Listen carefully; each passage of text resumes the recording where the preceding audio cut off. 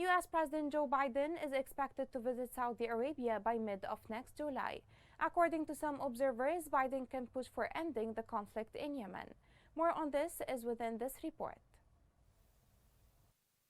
When U.S. President Joe Biden visits Saudi Arabia next month, he will have an opportunity to further his objective of ending the Yemen conflict. Early in his presidency, Biden stated that ending the war is a top concern, a significant policy departure from his predecessors.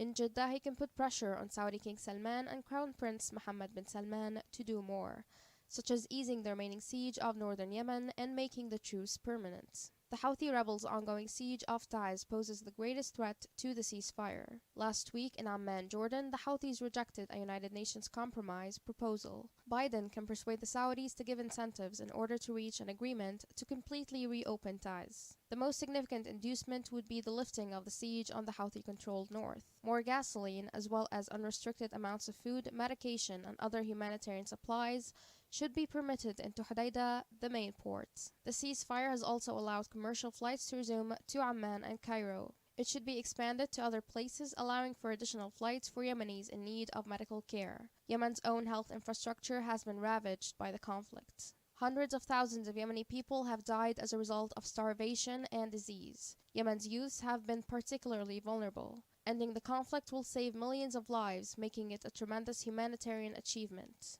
Yemen obtains much of its food from Russia and Ukraine, whose war has increased grain costs by up to 35%.